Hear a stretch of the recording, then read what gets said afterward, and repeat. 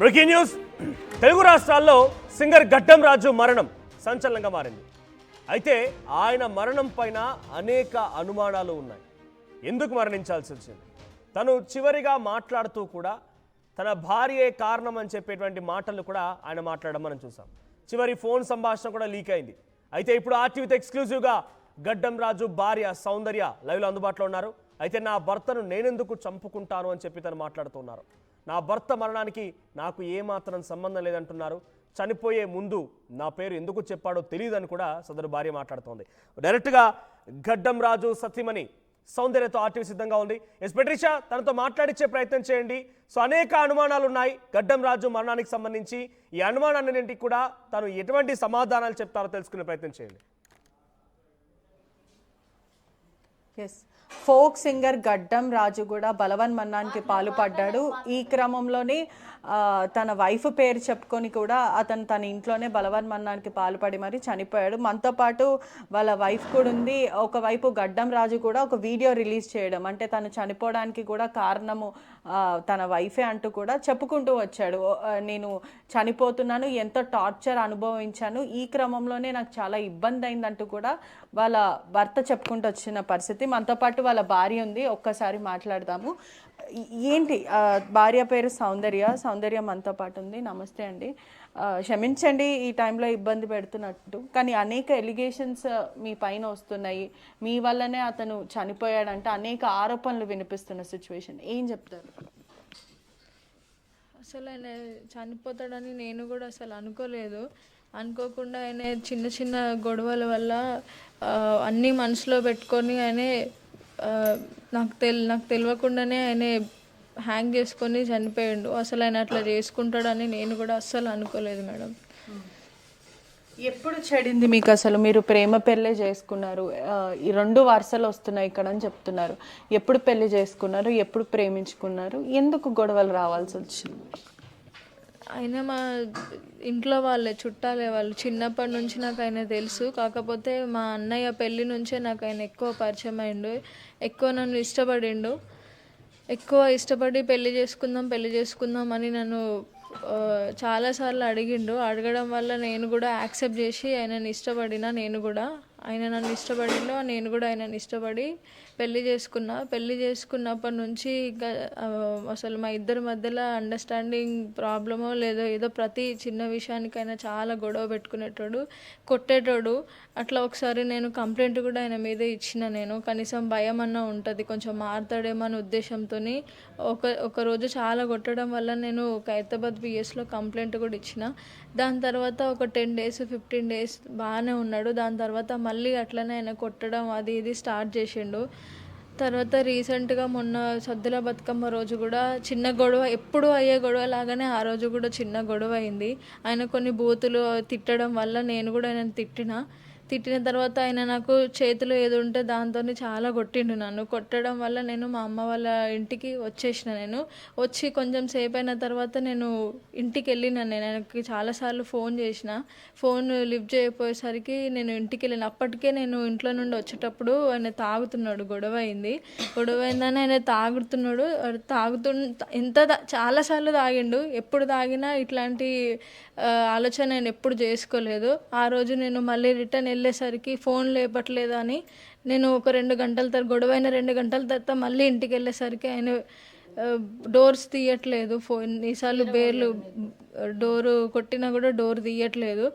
Door తీయకపోయేసరికి నేను ఇంటి ముందు ఉన్న కిటికీ నుంచి చూసేసరికి ఆయన అట్లా ఉన్నాడు. తర్వాత కింద వాళ్ళందరినీ పిలిచి నేను డోర్లు పలగొట్టించేసి, ఆయన అంటే నాకు తెలియదు ఆయన అప్పుడప్పుడే చేసుకున్నాడేమో అని చెప్పి నేను తొందర అందరినీ పిలిచి ఆయనకి నొక్కడము చేయడము అట్లాంటివి మేము చాలా ట్రై చేసినాము. అంబులెన్స్కి కూడా పిలిచినాము. కానీ అప్పటికే ఆయన హాస్పిటల్కి వెళ్ళేసరికి ఆయన ప్రాణం పోయింది. ఇద్దరు వాళ్ళ గొడవలు వస్తుండే అని, తరచు గొడవలు, పెళ్లి చేసుకున్న 6 నెలల నుంచి కూడా గొడవలు. ఎటువంటి గొడవలు వస్తుంటాయి? అంటే ప్రేమ పెళ్లి చేసుకున్నారు అయినా కూడా గొడవలు రావడం ఏంటి? ఆ గొడవలు అంటే ఎటువంటి గొడవలు అంటే ప్రతి చిన్నదాన్ని కొంచెం ఎట్లా అంటే తక్కువ చూసేటోడు. నన్ను ఎప్పుడు అసలు ఒక వైఫ్ లాగా చూడకపోతుండే. ఎప్పుడు ఆయన ఎన్ని మాటలన్నా ఏమన్నా పడి ఉండాలి, అంటే ఆయన కింద ఉండాలి. చాలా అసలు ఎప్పుడు చూసినా ఆయన అసలు నన్ను ఒక వైఫ్ లాగా బిహేవ్ చేసేటోడు కాదు. ఎప్పుడు చూసినా ఏదన్నా పడాలి అన్నట్టు బూతు మాటలు మాట్లాడినప్పుడు మాత్రమే నేను ఆయనకి రివర్స్ సమాధానం చెప్పేదాన్ని తప్ప నార్మల్ టైంలో ఎప్పుడు నేను ఆయనతో గొడవ పెట్టుకోలేదు. ఆయన అవన్నీ చిన్న చిన్నవి మనసులో పెట్టుకొని ఉన్నాడు ఆయన. ఎంత గొడవలైనప్పటికీ కూడా భర్త భార్య కారణం వల్లనే నేను చనిపోతున్నానంటే ఒక వీడియో రిలీజ్ చేసి అతను ఫోన్లో గ్యాలరీలో పెట్టుకోవడం, అదే కాకుండా నేను టార్చర్ భరించలేకపోతున్నాను, ఇల్లరికం లాగా వచ్చినట్టు అయిపోయింది నా పరిస్థితి, అమ్మ నాన్న క్షమించండి, మీకు పెళ్ళి సెట్ కాదు, నీకు పెళ్ళి అనేదే సెట్ కాదు అని ఎందుకో అతను అంతగా క్షీణించకపోయింది, అతని మనసు ఎందుకు అంత విరిగిపోవాల్సి వచ్చింది? మేడం, నేను ఆయన టార్చర్ పెట్టేది ఉంటే పెళ్ళైన 2-3 మంత్స్కే నేను పిఎస్కి వెళ్ళి కంప్లైంట్ ఇచ్చేదాన్ని కాదు మేడం. ఆయననే నా మీద కంప్లైంట్ ఇచ్చేటోడు, ఆయననే నేను టార్చర్ పెడుతున్నా అని కంప్లైంట్ ఇచ్చేవాడు మేడం. లేదంటే అందరినీ పెద్దవాళ్ళని పిలిచి మాట్లాడేటోడు. కానీ నేను ఆయన టార్చర్ చేయడం వల్ల నేను వెళ్ళి కంప్లైంట్ ఇచ్చిన. నేను కంప్లైంట్ ఇచ్చిన తర్వాత కూడా అప్పటికి మా ఇద్దరికి సెట్ అవ్వట్లేదు, అండర్స్టాండింగ్ లేదు. ఆయన అసలు నన్ను ఊకే కొడుతున్నాడు, తిడుతున్నాడు, చాలా మాటలు అంటున్నాడు అని చెప్పి నేను అప్పటికే నిర్ణయించుకున్నాను నాకు ఆయన వద్దు అని చెప్పి. ఆయననే మళ్ళీ మా వాళ్ళకి బతిమలాడి, నాకు బతిమలాడి 10 మందిలో పెద్దవాళ్ళ ముందు నా కాళ్ళు పట్టుకొని లేదు నాకు కావాలి, ఇద్దరం కలిసి ఉందాం అంటే నేను నమ్మిన. పోలీస్ స్టేషన్లో జరిగింది. దాని తర్వాత పోలీస్ స్టేషన్ నుండి వచ్చిన తర్వాత కూడా పెద్దవాళ్ళకి తీసుకొచ్చి మాట్లాడితే ఆయన ఇప్పటి నుంచి బాగుంటా అని బతిమలాడితే నేను ఆయనని యాక్సెప్ట్ చేసి నేను ఇప్పటికీ కూడా నేను ఆయనని ఎన్ని గొడవలైనా కలిసి ఉందాం, హ్యాపీగా ఉంటాం, ఇంకా 6 months అయింది పెళ్ళి, ఇంకా చాలా లైఫ్ ఉంది అని నేను అనుకున్నా. కానీ ఆయన చనిపోతాడని నేను అనుకోలేదు, చనిపోయేంత పని చేసుకుంటాడని మాత్రం నేను ఎప్పుడు అనుకోలేదు. మీ మీద అనేక ఎలిగేషన్స్ వస్తున్నాయమ్మా. అంటే అతను కొనిచ్చిన చీర కూడా మీరు వద్దన్నారు, అతనికి బట్టలు కొనుక్కోవడానికి డబ్బులు లేకపోయినా మీకు మాత్రం చీర ఇప్పించారు, అదే చీరతోనే అతను బలవన్మరణానికి పాల్పడ్డాడు, ఉరి వేసుకొని మరీ చనిపోయాడు. ఏంటి మేడం, ఆ చీర ఆయన ఇష్టంతోనే నాకు కొన్నాడు, నా ఇష్టంతోనే నేను కొనిపించుకున్నా. ఆ చీర పండుగ కోసమే కొన్నాడు. ఆ చీర ఆ రోజు నేను ఆ చీర తీసుకొని అమ్మ వాళ్ళ ఇంటికి వచ్చిన, బతుకమ్మ పండుగ కదా, ఇంటి దగ్గర చీర కట్టుకొని బతుకమ్మ ఆడి ఇంటికి వెళ్ళామని చెప్పి చీర తీసుకొని వచ్చిన. నేను చీర తీసుకొని వచ్చిన తర్వాత ఫోన్ చేసి నేను కొన్న చీర నాకు ఇచ్చేసేయి, నువ్వు కట్టుకోవద్దు, నాకు ఇచ్చేసెళ్ళు అని అంటే నేను చీరనిచ్చి అమ్మకి ఇచ్చి పంపించిన చీరని. అదే చీరతోనే ఆయన వేసుకున్నాడు. డబ్బులు లేక కాదు, ఆయన దగ్గర డబ్బులు ఉన్నాయి. ఆయన స్టేట్మెంట్లు మీరు చూసుకుంటే మీకు ఆయన అకౌంట్లో డబ్బులు ఉన్నాయా లేదా అనేది తెలుస్తుంది. ఫినాన్షియల్ ప్రాబ్లమ్స్ ఏమైనా ఉన్నాయా? ఎందుకంటే అతను ఒక కళాకారుడు, బాగా పాటలు పాడతాడు, అందరితో కూడా చాలా మంచిగా మాట్లాడే వ్యక్తి. అటువంటి వ్యక్తి ర్యాపిడో కొట్టడము, మరోవైపు అతను ఏదైనా సాంగ్స్ చేయాలన్నా, లేకపోతే ఏదైనా ఎమోషనల్ సీన్స్ ఉండాలన్నా, లేకపోతే కిస్సింగ్ సీన్స్, ఇటువంటివి ఏ సీన్స్ ఉన్నా కూడా మీరు ఒప్పుకోకపోవడము, అతని ప్యాషన్ని అతను ఎంకరేజ్ చేయకుండా మీరు అణచివేశారనేది కూడా ఆ ఆరోపణలు వస్తున్నాయి. ఏం చెప్తారు? ఆయనే యాక్టర్ అని నాకు తెలుసు మేడం, ఆయన లవ్ ఫెయిల్యూర్ సాంగ్స్ చేస్తాడనే విషయం నాకు తెలుసు, ఆయన యూట్యూబర్ అనే విషయం కూడా నాకు తెలుసు. నాకు పెళ్ళికి ముందే అందరూ నాకు చెప్పినా సరే నేను యాక్సెప్ట్ చేసిన, ఎందుకంటే ఆయన ఫీల్డే అదని చెప్పి నేను యాక్సెప్ట్ చేసిన. నేను ఏ రోజు కూడా ఆయనకి నువ్వు ఇది చెయ్యొద్దు, నాకు ఇది ఇష్టం లేదు అని నేను ఎప్పుడు చెప్పలేదు మేడం ఆయనకి. ఆయనకి పెళ్ళైన తర్వాత ఎప్పుడు ఆపర్చునిటీస్ రాలేదు, అందుకోసం ఆయన వెళ్ళలేదు. ఫైనాన్షియల్ ప్రాబ్లం అయితే అస్సలు లేదు, ఎందుకంటే ఆయనకి ఏం జాబ్ లేకపోయినా సరే, ఆయనకి షూట్స్ ఏం రాకపోయినా సరే నేను జాబ్ చేస్తున్నా, నాకు వచ్చిన శాలరీలో మేము ఇద్దరం హ్యాపీగానే ఉన్నాం. చాలా మంది తన స్నేహితులు కూడా అదే చెప్తున్నారు, ర్యాపిడో కొట్టేవాడు ఒక కళాకారుడు, అటువంటిది ర్యాపిడో చేయడం తప్పు కాదు, కానీ అంత స్థాయికి దిగజారిపోయాడు అతను. ఒకవైపు ఫ్యామిలీ ప్రెషర్, అమ్మాయి మాత్రం ఎక్కడ సాంగ్స్ వెళ్ళినా కూడా ఒప్పుకోవట్లేదు, సౌందర్య అసలు అతని యాక్టర్గా ఉండనివ్వట్లేదు అనేది కూడా ఫ్రెండ్స్ ఆరోపిస్తున్నారు. లేదు మేడం, ఆయనకి అసలు ఛాన్సులు రావట్లేదు, ఒక్క షూట్ కూడా రావట్లేదు అని చాలాసార్లు ఆయన నా ముందు బాధపడ్డాడు. వస్తాయిలే, కొంచెం ఇంకా టైం ఉంది కదా, అన్నింటి టైం వస్తుంది అని చెప్పి నేను ఆయనకి మోటివేట్ చేసిన. నేను అది ర్యాపిడో ఎందుకు కొట్టిండంటే ఆయనకి ఇంట్లో ఖాళీగా ఉండడం ఇష్టం లేక, ఆయన సెల్ఫ్ రెస్పెక్ట్ కోసం ఆయన ఎంతో కొంత డబ్బు సంపాదించాలి, దేనికైనా యూజ్ అవ్వాలి, ఖర్చులకైనా వెళ్ళిపోవాలి అనే ఉద్దేశంతోనే ఆయన ర్యాపిడో కొట్టిండు. ఆయన దిగజారిపోయి కొట్టలేదు, ఆయన సెల్ఫ్ సాటిస్ఫాక్షన్ కోసం ఆయన ఖాళీగా ఉండొద్దు అని చెప్పి ఆయన ర్యాపిడో కొట్టుకున్నాడు ఆయన, అంతే. అమ్మ మీది ప్రేమ పెళ్ళి, ఒకవైపు ఎంతో ఇష్టపడి చేసుకున్నారు, మీరు రాజు అంటే ఇష్టమని చాలాసార్లు మీరు మాట్లాడారు. ఈ క్రమంలో చివరిసారి అంత్యక్రియలకి మీ భర్తను మీరు ఎందుకు చూసుకోలేకపోయారు? కుటుంబ సభ్యులు కూడా ఇంత ప్రేమించిన వాళ్ళు చివరిసారి భర్తను చూసుకోవడానికి వస్తారు, అసలు అమ్మాయి ఎందుకు రాలేదు అని ఆ క్వశ్చన్ రేజ్ చేస్తున్నారు, ఏం చెప్తారు? మేడం దానికి ఒకటే రీజన్, ఆ రోజు ఊరు చాలా దూరం ఉంది మేడం. తెల్లారైన తర్వాత, ఎందుకంటే ఊరికి వెళ్ళేసరికి చుట్టాలు అందరు వచ్చేసరికి టైం పడుతుంది, తెల్లారి అవుతుందేమో అని అనుకున్నాం. నేను హాస్పిటల్ నుండి ఆయన అంబులెన్స్లో తీసుకెళ్ళిన తర్వాత ఇంటికి వచ్చిన తర్వాత నేను కొంచెం కళ్ళు తిరిగి పడిపోయినా, నేను లేవలేకపోయినా. అప్పటికే మిడ్ నైట్ అయిపోయింది ఒకటి. అండ్ వచ్చేటప్పుడు అమ్మ వాళ్ళకి కూడా అందరికీ కూడా పోలీస్ వాళ్ళు ఒకటి చెప్పడము, తర్వాత వాళ్ళ ఇంట్లో వాళ్ళ రిలేటివ్స్ ఎవరైతే ఉన్నారో వీళ్ళ ఇంట్లో ఎట్లా ప్రాణం పోయిందో వాళ్ళ ఇంట్లో కూడా మేము ప్రాణం తీస్తాం, వాళ్ళైతే రాని ఊర్లో అడుగు పెట్టని అని వాళ్ళు బెదిరించడం వల్ల అప్పటికి మిడ్ నైట్కి నేను వెళ్ళామని అమ్మ వాళ్ళతోనే మాట్లాడుతునే లోపు వాళ్ళు ఇట్లాంటి మాటలు చెప్పారు అని వాళ్ళు భయపడి, నేను నిన్ను పోగొట్టుకోలేం బిడ్డ అని వాళ్ళు నన్ను కొంచెం ఎమోషనల్ అయ్యేసరికి నేను కూడా ఆలోచించి ఆగిపోయినా. అప్పటికి ఆయన వీడియోస్ అవన్నీ కూడా వస్తున్నాయి, ఆయన దానం చేసేసారు అయిపోయింది అనే విషయం అప్పటికి తెలిసిపోయింది నాకు. నేను లేచేసరికి ఆ విషయం తెలిసిపోయింది. ఏదేమైనప్పటికీ అమ్మ, ఇప్పుడు ప్రేమించిన వ్యక్తులు చనిపోయారు అని అంటే దాని కాన్సిక్వెన్సెస్ ఏదైనా సరే, మన ప్రాణం పోతుంది, లేకపోతే ఇంకా వాళ్ళు ఎదుట వాళ్ళు మనం కొట్టడానికి ప్రయత్నిస్తున్నారని ఇటువంటివి ఏది అనుకున్నా కూడా మనం చివరిసారి చూసుకోవాలి అనేది ఉంటుంది కదా, ఆ ప్రేమ అనేది ఉంటుంది కదా. అవును మేడం, నేను మా వాళ్ళ మాటలు అంటే వాళ్ళు బాధపడుతున్నారని నేను విని ఆగిపోయినా కానీ నేను చాలా బాధపడ్డా మేడం. ఎందుకంటే నేను వెళ్ళాల్సింది, దానికి మాత్రం నేను తప్పు చేసినా అది నేను ఒప్పుకుంటున్నా మేడం. నేను కావాలని మాత్రం వెళ్ళకుండా లేను. కొంచెం నేను ఇంట్లో వాళ్ళు బాధపడుతున్నారు, ఇట్లాంటి గొడవలు, ఆయన చనిపోయిండు, కళ్ళ ముందు లేడు, అందరూ ఖచ్చితంగా కోపంలో ఉంటారు అనే విషయం వల్ల నేను ఆగిపోయిన తప్ప ఆయనను చూసుకోలేక కాదు. లాస్ట్ మూమెంట్ వరకు ఆయనది పోస్ట్మార్టం అయిపోయి ఆయన అంబులెన్స్లో ఇచ్చే వరకు, మ్యాచ్యూరీ వరకు ఉన్నా. నేను అంబులెన్స్ వెనకాల కూడా పరిగెత్తిన, అంటే ఎవ్వరు కూడా కనీసం ఒక మాట కూడా చెప్పలేదు.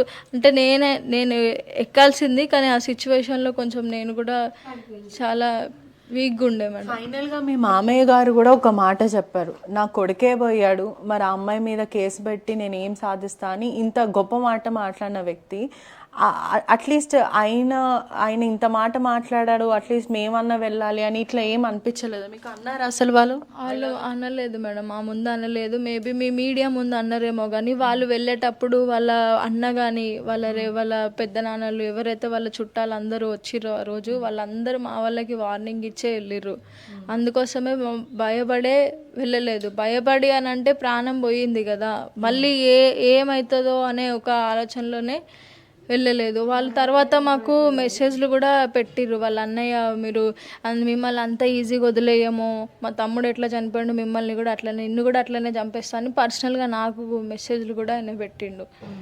అందుకే వాళ్ళు ఎంత కోపంలో ఉన్నారో, అట్లాంటి మాటలు మాట్లాడుతున్నారో అని ఆలోచించి. వాళ్ళ కుటుంబ సభ్యులు కూడా మొన్న గత 2 రోజులు 3 రోజుల క్రితం కూడా ఖైరతాబాద్ పోలీస్ స్టేషన్లో మీ మీద కంప్లైంట్ ఇచ్చారు. నా తమ్ముడు కానీ మా కొడుకు చావుకి కారణం వాళ్ళ భార్య సౌందర్యనే, తనే ప్రేరేపించింది, తన వల్లనే బలవన్మరణానికి పాల్పడ్డాడని వాళ్ళు ఇచ్చిన కంప్లైంట్ పైన ఏమంటారు?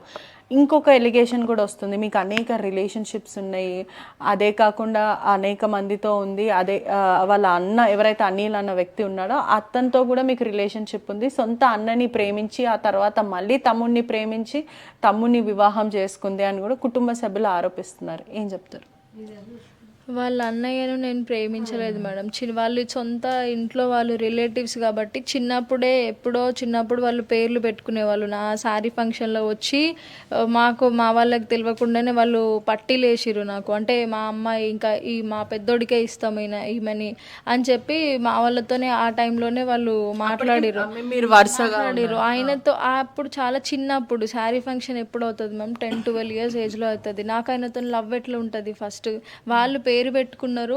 వాళ్ళ అన్న కూడా నన్ను ఆ టైంలో ఇష్టపడేటోడు, అంటే చేసుకుంటావా అంటే చేసుకుంటా అన్నట్టు అట్లా ఇష్టపడేటోడు. కానీ నేను ఎప్పుడు ఆయనని ఇష్టపడలేదు, లవ్ చేసుకోలేదు.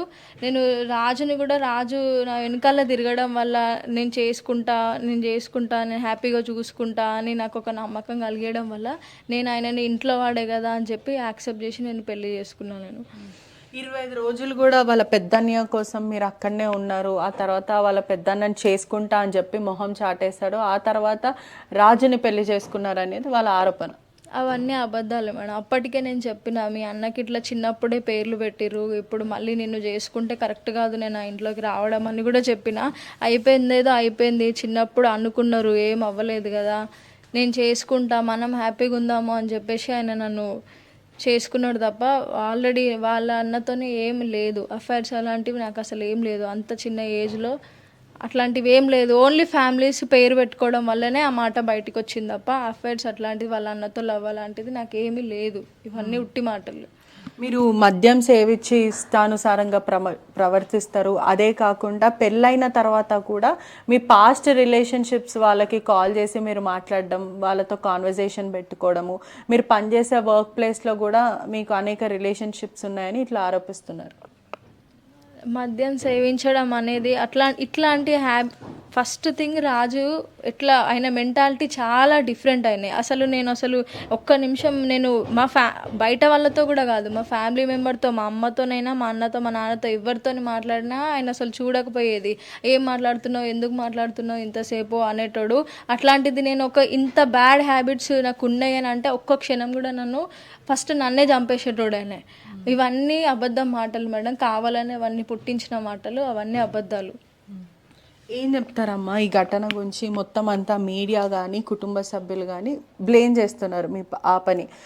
తన వల్లనే రాజు చనిపోయాడని కుటుంబ సభ్యులు, ఫ్రెండ్స్ అనేక మంది కూడా బ్లేమ్ చేస్తున్నారు. దీనికి ఏం చెప్తారు మేడం? ఏమేమి జరిగిందంటే ఆ రోజు పండుగ అయితే నేను ఆడికి పోయి అంతకుముందు పోలేదు. ఇంకా నేను ఏమైంది కదా, నేను దుర్గామాత గాజులు వేయించడానికి పోయినా మా పాపకు. అంటే పండగ అంటే అందరు వేసుకుంటారు, అమ్మవారి గాజులు అయితే వేయించడానికి పోయినా.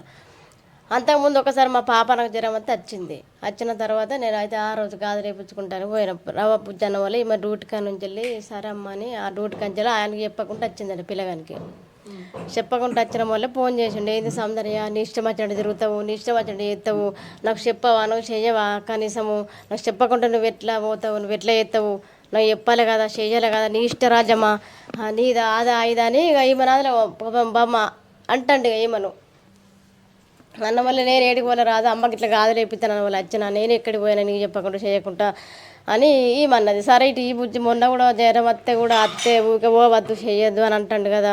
ఎందుకంటాడు, అమ్మాయి కదా, బిడ్డ కదా, రా చెయ్యరా, మరి ఇక్కడ వేరే వాళ్ళకి నువ్వు పోలేదు కదా, అమ్మ వాళ్ళ ఇంటికి వచ్చినావు కదా, నువ్వు ఎక్కడికి పోలేదు కదా, ఇదని ఎందుకు రాదు, నువ్వు అట్లా మాట్లాడుతావు ఇట్లా మాట్లాడుతావు, నీకేమైనా కాగితం రాసి ఇచ్చిన్నా అని నేనన్నా. మేడం మళ్ళీ ఎందుకు ఇది, నీకేమైనా కాగితం రాసి ఇచ్చినా రాదని నేను అన్న వల్ల ఇక ఇటు అని ఈమె తీసుకున్నది కదా, గాజులు వేయించుకున్నాము. ఇక వస్తున్నాం, ఇక ఇంటికి వస్తున్నాం. అమ్మాయి ఇక నువ్వు కూడా రమ్మని వాళ్ళు ఇద్దరం ఇంటికి వచ్చినాక మీరిద్దరు రాలి బిడ్డ, పండగ కదా, 2-3 రోజులు అంటే ఉందిరని నేను అన్న వాళ్ళే.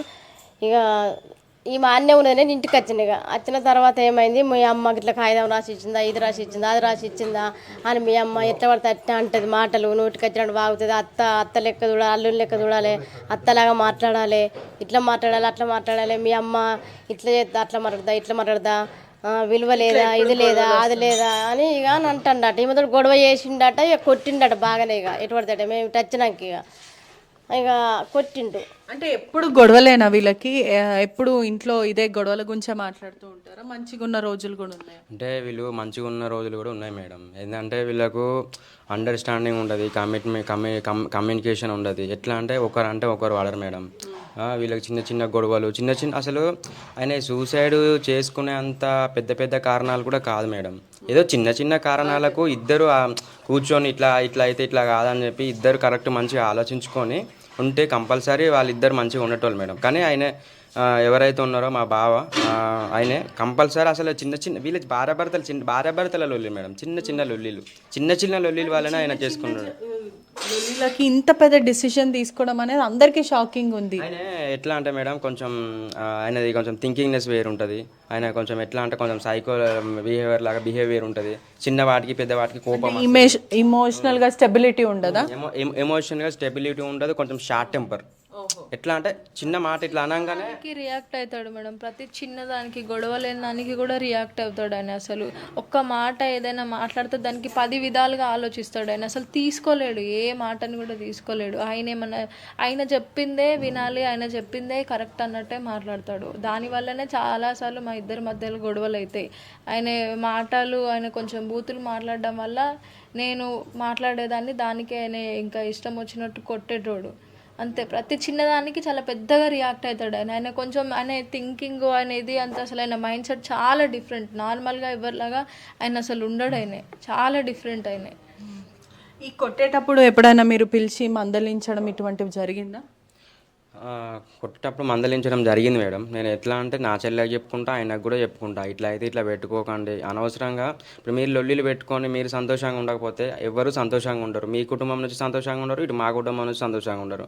మీరు మంచిగా ఉంటేనే మేము మంచిగా ఉంటాం. అట్లా లొల్లిలు పెట్టుకోకు అని అంటే, లేదు ఇట్లా ఇట్లా అంటది మీ చెల్లె అని అంటే, బుజ్జి నువ్వు కూడా అట్లా అనొద్దు. ఎందుకంటే ఒక భర్త మీదకి నువ్వు ఇట్లా రిటర్న్ మాట్లాడడం అది కరెక్ట్ కాదు. ఎవరైనా సరే ఇప్పుడు ఏదైనా మాట అన్నప్పుడు నువ్వు పడు. అంతేగాని నువ్వు మళ్ళీ నువ్వు ఒక మాట ఆయన ఒక మాట అంటే అది అనవసరంగా గొడవలకు దారి తీస్తుంది. ఇప్పుడు గొడవలకు దారి తీపి ఇంత పెద్దది అయింది. ఇప్పుడు మా చెల్లెనైనా ఇప్పుడు అయినైనా ఎవరో ఒకరు కొంచెం తగ్గి అయినా సరే ఏదో ఒక రకంగా వాళ్ళు అర్థం చేసుకుంటే భార్యాభర్తల లొల్లిల వల్ల వాళ్ళు కంపల్సరీ ఇలా మంచిగా ఉండేవాళ్ళు. అంటే ఎక్కడ ఇద్దరు కూడా తగ్గలేరు, హోరాహోరీగా మాట్లాడుకుంటుండే.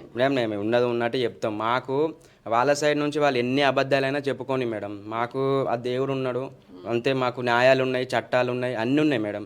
మాకు కూడా న్యాయం జరగాలి. కానీ మేము ఉన్నది ఉన్నట్టు చెప్తున్నాం మేడం. మాకు అబద్ధాలు చెప్పడం మాకు రాదు, మేము అబద్ధాలు చెప్పాం. దాని మీద కేసు కూడా పెట్టారు. అంటే మొత్తం అంతా సొసైటీ కానీ కుటుంబ సభ్యులు కానీ భర్తని చంపేసిన భార్య అని ఒక ముద్ర వేసిన పరిస్థితి. ఏం చెప్తారు? భర్తను చంపిన భార్య అని అంటే అతను అయినే కుటుంబం గురించి ఆలోచించకుండా, పిల్లం గురించి ఆలోచించకుండా, ఎవరి గురించి ఫ్యామిలీ గురించి ఆలోచించకుండా అయినా అతను చేసుకున్నది మేడం. మేము కావాలని చేయలేదు. ఇప్పుడు మేడం నేను ఒకటే చెప్తున్నా మేడం, ఆయనకు నచ్చకపోతే పెద్ద మనుషుల దగ్గర నువ్వు పిలిపించుకో, లేదంటే police station already police station మేము కేసు కూడా పెట్టడం జరిగింది. ఆల్రెడీ మేము విడాకుల దాకా కూడా పోయినాం. పోతే వాళ్ళే వచ్చి కాలేలో వాడి ఇంకా మేము చేసుకుంటాం ఇక అయిపోయింది కదా, లొల్లి అయిపోయింది కదా, మార్పించుకుంటాము, మంచిగా మారుతాడు అని చెప్పి వాళ్ళే రావడం జరిగింది. ఇంకోటి ఏంటంటే మా చెల్లెనైతే చంపలేదు. ఎందుకంటే అతనికి ఆయన అనవసరంగా ఒక రాంగ్ స్టెప్ వేసిండు. ఎందుకంటే ఆయన కొంచెం ఆలోచించుంటే నువ్వు విడాకులు తీసుకొని వేరే అమ్మాయిని తీసుకొని బతుకు.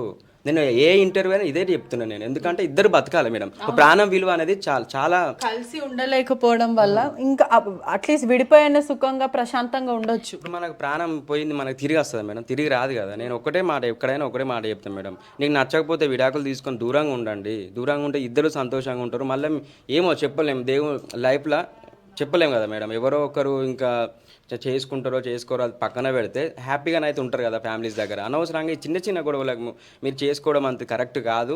నీకు నచ్చకపోతే నువ్వు విడాకులు తీసుకొని నువ్వు హ్యాపీగా మీ ఫ్యామిలీతో ఉన్నా కూడా బాగుండు, నువ్వు మంచిగా ఉండటం అని నేను కోరుకుంటాను. ఎందుకంటే వాళ్ళు నాకు దగ్గర కుటుంబం.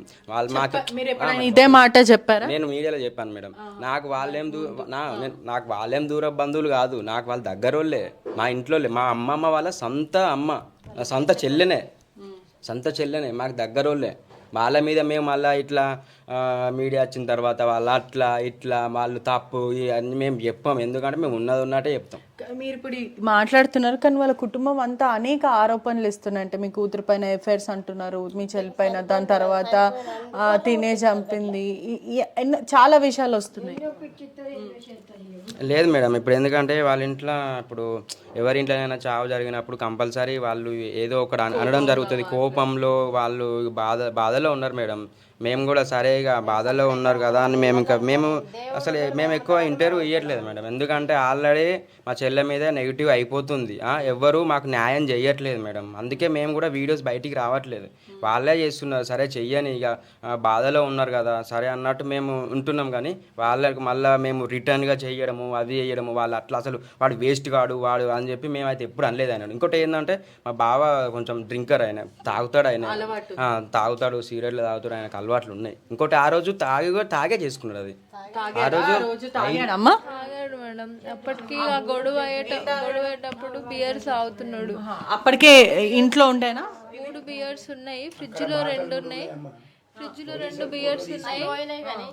2 బియర్స్ ఉన్నాయి. బయట ఆయన తాగుతున్నప్పుడు ఒకటి కనిపించింది. తర్వాత నాకు తెలిసిన వాళ్ళు మా రిలేటివ్స్ వైన్ షాప్ దగ్గర కూడా చూసి చెప్పారు. అక్కడ కూడా కూర్చొని కొంచెం సేపు దాకా తాగేసి వచ్చిండు. అంటే నేను లేని టైంలో అక్కడికి వెళ్ళి తాగేసి ఇంటికి కూడా తెచ్చుకున్నాడు. నేను ఇంటికి వెళ్ళేసరికి అప్పటికే ఆయన తాగుతున్నాడు.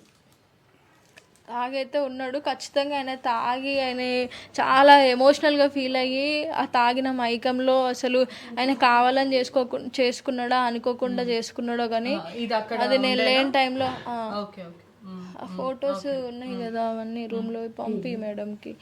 ఆ టైంలో నేను లేని టైంలో ఎమోషనల్గా అయ్యే తాగిన మైకంలో ఆయన చేసుకున్నాడు. ఒక్క నిమిషం కూడా నా గురించి కానీ వాళ్ళ పేరెంట్స్ గురించి కానీ ఆయన ఆలోచించకుండా చేసుకున్నాడు మేడం. దీంట్లో అసలు ఆయన అట్లా చేసుకుంటాడు అని అంటే అసలు ఏ రోజు ఎన్నిసార్లు గొడవైనా ఎప్పుడు కూడా అట్లా ఆయన థింక్ చేయలేదు. కానీ ఆ రోజే ఆలోచించుకున్నాడు. ఆయన అంత ఆలోచించుకునే అంత పెద్ద గొడవ కూడా కాదు అసలు ఆ రోజు.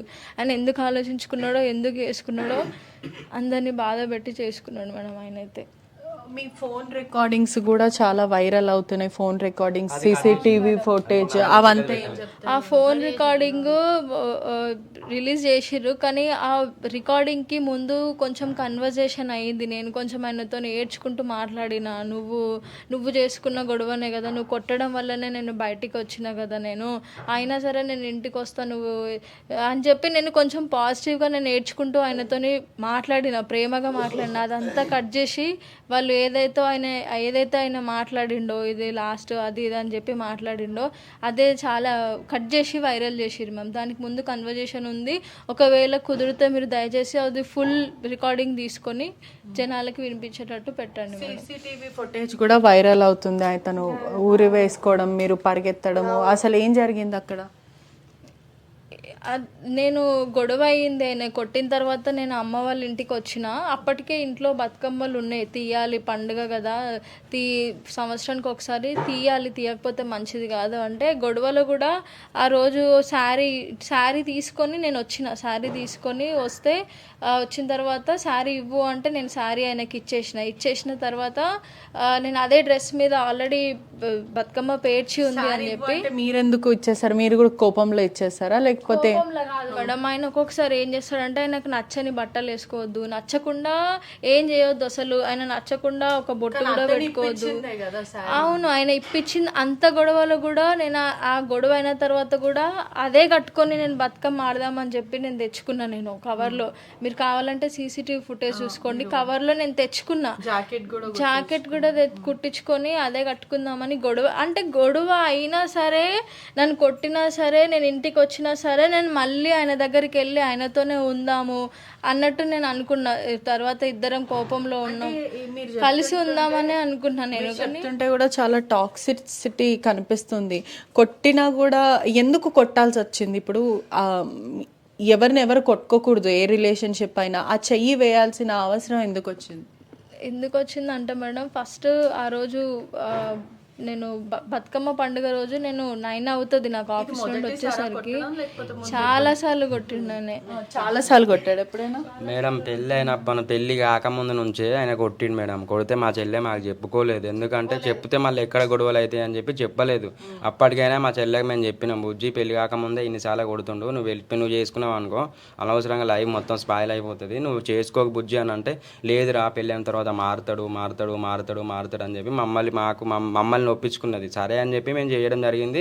మళ్ళీ పెళ్ళైన తర్వాత కూడా అసలు అవి దెబ్బలు కాదు మేడం, దగ్గర ఒక నెలకు పెళ్ళైన రెండో రోజుకే కొట్టిండు మేడం. ఒక 10 సార్లు ఊరుకోలేదా అసలు? ఎందుకు ఆడపిల్ల మీద చెయ్యడం ఏంటి? భార్యగా నువ్వు కట్టుకున్నావు, ఎలా కొడతావు అని మీరు అడగలేదా? మేము అడిగినాం మేడం, అడిగాము. ఆయనకు అతనికి చెప్పాను, మా చెల్లెకి నేను చెప్పినా మేడం. తర్వాత మేము పోలీస్ స్టేషన్ కూడా పోయినాం మేడం. పోలీస్ స్టేషన్ పోయి కూడా కేసు పెట్టడం జరిగింది. మేము చెప్తాం, ఎందుకంటే అట్లా కొట్టుకోవద్దు, ఎందుకంటే నాకు మ్యారేజ్ అయ్యింది మేడం. నా లైఫ్లో నేను ఉంటా, నాకు బిజీ ఉంటుంది, ఇప్పుడు నా రెస్పాన్సిబిలిటీ నాకు ఉంటాయి. మా అందరం వేరు అయినా మేడం, అందరి వేరు లైఫ్లే. అంటే మేమన్నా అయినా కూడా ఇప్పుడు నేను లొల్లి అయితే నేను పోయి అట్లా చెయ్యకు రాజు, అట్లా అది కరెక్ట్ కాదు. ఎందుకంటే నువ్వు అనవసరంగా ఇప్పుడు చిన్న నువ్వు చేసుకుంటే పెద్దగా అయిపోతే అట్లా చెయ్యొద్దు, అది కొట్టడం కూడా కరెక్ట్ కాదు అని చెప్పి కూడా నేను చాలాసార్లు చెప్పడం జరిగింది మేడం. ఇంకోటి అసలు మా చెల్లెని చాలా చిత్రహింసలు పెట్టిండు మేడం. అట్లా ఇంకోటి ఆ రోజు సూసైడ్ చేసుకునే ముందు కూడా హెల్మెట్తో కొట్టిండు మా చెల్లెను. హెల్మెట్తో కొడితే ఇక్కడ చూపెట్టది అది మొత్తం అణిగిపోయింది. అది ఆ భయంతో మా చెల్లి వచ్చి ఇక్కడే ఉంది. ఇంకా మేము సరే బుజ్జి ఎంత కొడతాడు కదా, అప్పటికి 9:30 అవుతుంది. ఎల్లక బుజ్జి అనవసరంగా నువ్వు పోయినావంటే మళ్ళీ ఇంకా కొడతాడు నిన్ను అన్నట్టు మేము మాట్లాడడం జరిగింది. అంటే భయంతో, ఎందుకంటే ఇప్పుడు మళ్ళీ కొట్టి ఉన్నాడు, తాగి ఉన్నాడు మేడం. మళ్ళీ అక్కడికి పోయిన తర్వాత మళ్ళీ కొట్టడు అన్న గ్యారెంటీ మాకు లేదు. ఆల్రెడీ పెళ్ళికి ముందు కొట్టిండు, పెళ్లి తర్వాత కొట్టిండు, మళ్ళీ మొన్న కూడా కొట్టిండు. అట్లా అని చెప్పి మా చెల్లె పోకుండా ఉన్నాడు అసలు ఉంది, కానీ లేకపోతే కంపల్సరీ ఆ రోజు పోయేది. అదే తప్పు 3 నెలల 20 సార్లు కొట్టిండు. పెళ్ళైనాక 20 సార్లు కొడితేనే మేము కేసు పెట్టినాము ఆయనకు.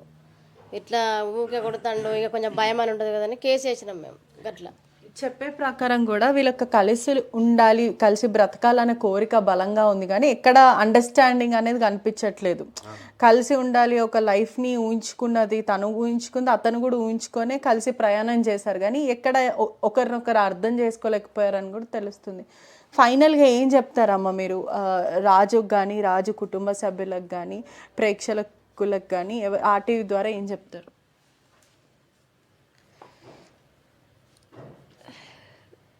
రాజు ఇట్లా చేస్తాడని మాత్రం నేను అనుకోలేదు మేడం. ఎన్ని గొడవలైనా నేను కలిసి ఉందామని అనుకున్నా. ఆ రోజు ఆయన అంత పెద్ద ఆలోచన తీసుకుంటాడు అని కూడా నేను అనుకోలేదు. అప్పటికే నేను ఇంటికి వెళ్ళేసరికి ఆయన అట్లాంటి ఇది చేసుకున్నాడు. ఆయన ఒక్క నిమిషం ఆయన ఆలోచించాల్సింది, ఎందుకంటే పెళ్ళయి 6 months అవుతుంది, ఇంకా చాలా లైఫ్ ఉంది అని ఆయన ఆలోచించాల్సింది. నా లైఫ్ పాడు చేసిండు, ఆయన లైఫ్ కూడా పోగొట్టుకున్నాడు. అందరికీ దుఃఖం పెట్టేసి ఆయన వెళ్ళిండు. ఇట్లాంటి పనులు ఎవరు చేయొద్దు. ఒకవేళ నేను అంత ఇష్టం లేకపోతే ఆయన నన్ను వదిలేసి వాళ్ళ అమ్మ వాళ్ళ ఇంటికి వెళ్ళో, వాళ్ళ ఫ్రెండ్స్ దగ్గరికి వెళ్ళో, లేకపోతే నాకు విడాకులు ఇచ్చాయని ఆయన హ్యాపీగా, ఆయనకి నేను కాకపోతే ఆయనకి ఇంకా చాలా లైఫ్ ఉంది, ఇంకా మంచి లైఫ్ ఉంది. ఆయన నా లైఫ్ పాడు చేసిండు, ఆయన లైఫ్ పాడు చేసుకొని వెళ్ళిపోయిండు. ఇట్లాంటిది ఎవ్వరు అనవసరంగా ఆలోచించి ఎంత సడన్గా ఎమోషనల్గా తాగి కానీ ఇట్లాంటివి డెసిషన్స్ ఎవరు తీసుకోవద్దని కోరుకుంటున్నాం మేడం. వాళ్ళ కుటుంబ సభ్యులకు ఏం చెప్తారు అంటే, వాళ్ళు చాలా ఆరోపిస్తున్నారు, ఎంత ఏమైనప్పటికీ కూడా వాళ్ళ అత్త మామ, రాజుకి తల్లిదండ్రులు, మీరు ఎంత కోల్పోయారో కుటుంబ సభ్యులు కూడా అంతే కోల్పోతారు. కొడుకుని కోల్పోయిన కడుపు ఇది కూడా ఉంటుంది. ఏం చెప్తారు? రాజు వాళ్ళ అమ్మ నాన్నకి నేను వాళ్ళ ముందు మేము ఎప్పుడు గొడవలు పెట్టుకోలేదు. మేము ఇద్దరం కలిసి ఉన్నప్పుడే ఎవరి ముందు మేము ఎప్పుడు ఎక్కువ అసలు గొడవలు పెట్టుకునేటోళ్ళం కాదు. ఎవరు లేని టైంలోనే చిన్న మాకు గొడవలు అయ్యేటివి. ఎన్ని గొడవలు అయినా కానీ నేను రాజు ఇట్లా చేసుకోవాలి, అది రాజుని పోగొట్టుకోవాలి అని అంత క్రూరంగా అయితే నేను ఎప్పుడు ఆలోచించలేదు.